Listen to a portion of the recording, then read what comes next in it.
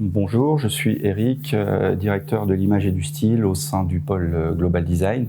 Je suis chez Parella depuis 3 ans maintenant. Ce qui nous anime au quotidien, c'est la prise en charge de sujets de décoration, de personnalisation, voire d'hyper-personnalisation dans les concepts et dans les projets sur lesquels se positionne Parella.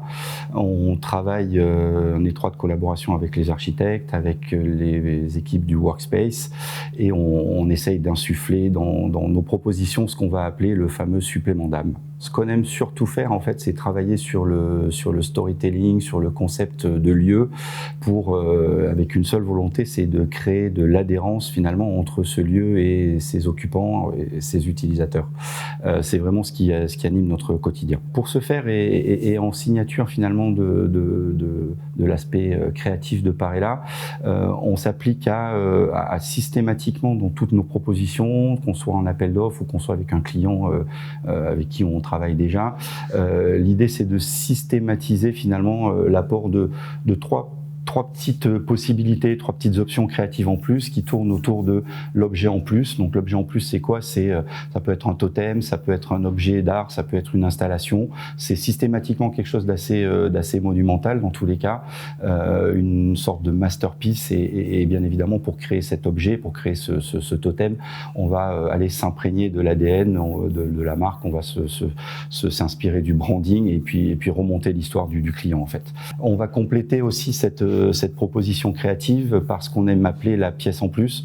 On l'a fait récemment chez un client, un éditeur avec qui on travaille. On a proposé l'atelier. C'est pas dans le cahier des charges, c'est pas une commande, mais on estime que c'est encore une fois notre valeur ajoutée. Donc cet atelier, il est là pour finalement créer de l'adhésion, créer du contact entre les collaborateurs. Ça, c'est bien dans le brief du client, mais nous, on apporte la réponse finalement avec cette pièce en plus qui est constituée d'un mobilier spécifique, un mobilier informel, un mobilier chiné.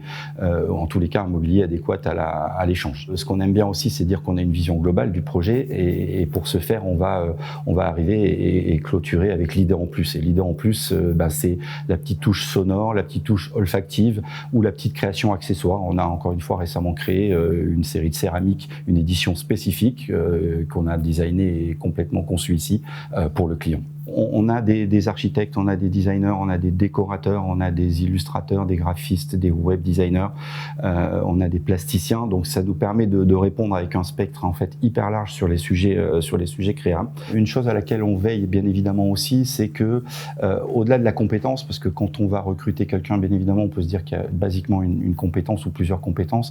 On va veiller à ce que finalement chaque collaborateur, chaque futur collaborateur ait soit une compétence périphérique, qui est peut-être celle d'un autre collaborateur, d'un collègue, soit à minima de l'appétence finalement pour tout ce qui va se passer autour.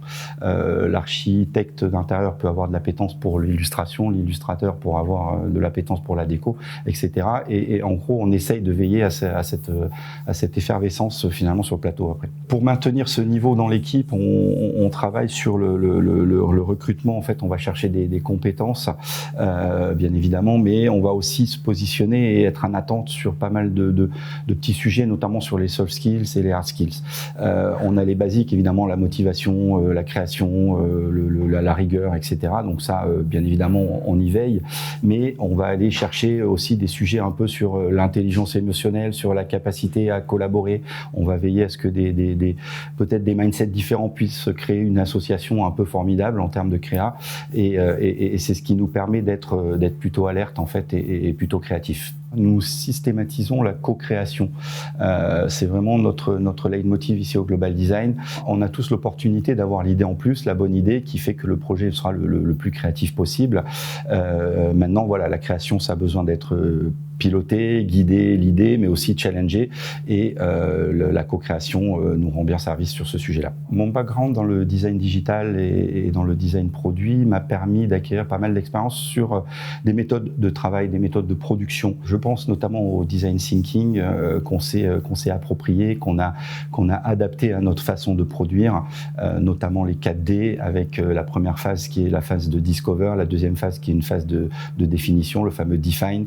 Derrière, on va passer sur une phase de design et puis derrière de deliver par rapport au livrable client.